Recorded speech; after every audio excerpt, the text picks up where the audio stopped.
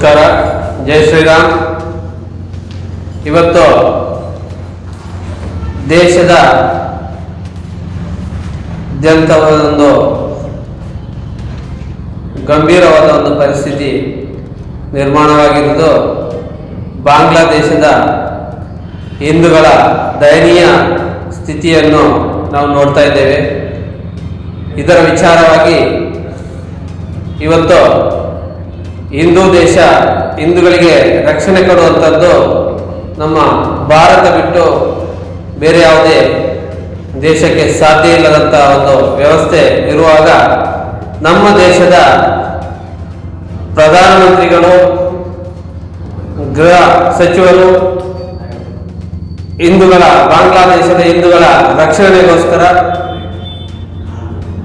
ಮಾತಾಡದೆ ಇರುವಂಥದ್ದು ಬಹಳ ದುಃಖದ ವಿಷಯ.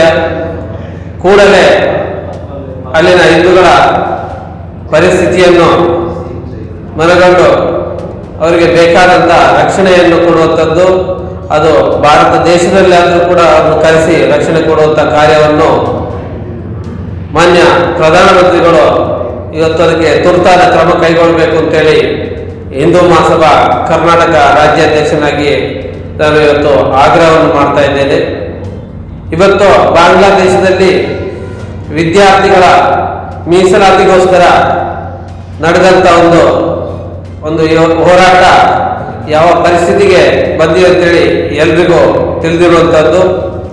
ಹಿಂದೂಗಳನ್ನು ಟಾರ್ಗೆಟ್ ಮಾಡಿಕೊಂಡು ಇವತ್ತು ಮನೆಗಳು, ಹಿಂದೂ ಹೆಣ್ಮಕ್ಕಳ ಮೇಲೆ, ದೇವಸ್ಥಾನಗಳ ಮೇಲೆ ದಾಳಿ ಮಾಡುವಂಥದ್ದು, ಅತ್ಯಾಚಾರ ಹಿಂದೂ ಹೆಣ್ಮಕ್ಕಳ ಮೇಲೆ ನಿರಂತರವಾಗಿ ನಡೀತಾ ಇದೆ. ಇದನ್ನು ಗಂಭೀರವಾಗಿ ಪರಿಗಣಿಸಿ ವಿಶ್ವಸಂಸ್ಥೆ ಕೂಡ ಇದರ ಬಗ್ಗೆ ಕಾನೂನು ಕ್ರಮಕ್ಕೆ ಮುಂದಾಗಬೇಕು ಅಂತೇಳಿ ಈ ಸಂದರ್ಭದಲ್ಲಿ ನಾವು ಮನವಿಯನ್ನು ಕೂಡ ಮಾಡ್ತಾ ಇದ್ದೇವೆ.